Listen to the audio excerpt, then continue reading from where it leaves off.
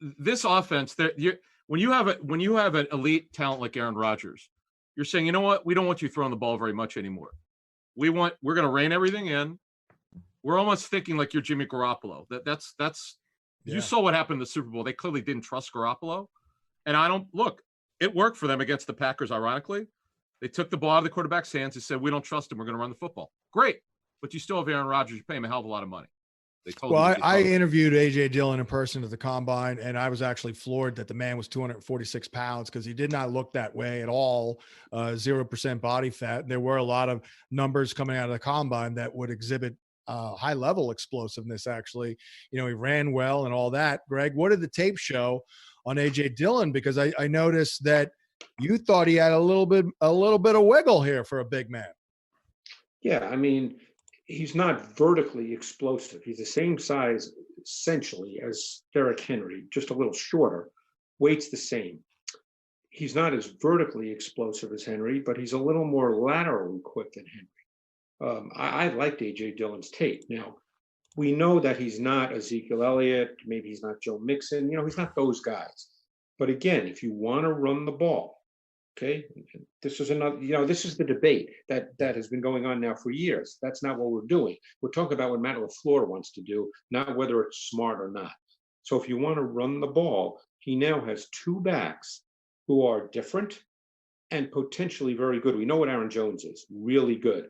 A.J. Dillon is different, but potentially very good at what he does.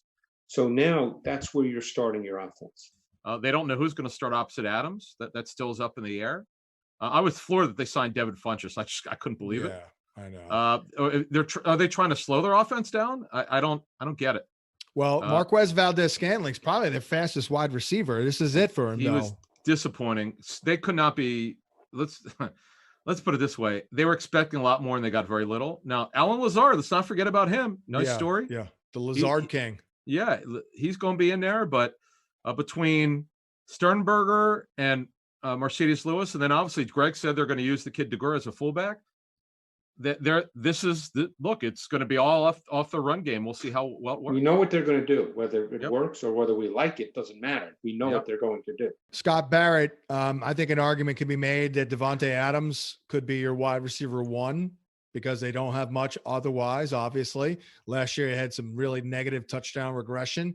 But does the talk of the run-first mentality, do we pull back a little bit from Davante Adams and we can't expect him to get 150 targets? Yeah, I mean, that's super unsexy. Like, this is definitely a run-first offense. But at the same time, what is Davante Adams' target competition? The added A.J. Dillon, I'd much rather that than them adding a wide receiver. And he's as steady as they come. He's one of only 3 wide receivers to average at least 20 fantasy points per game over the last 2 seasons. And one of them is Antonio Brown. So, yeah, I mean, I think Michael Thomas is your wide receiver 1 this year, but Adams is my wide receiver 2.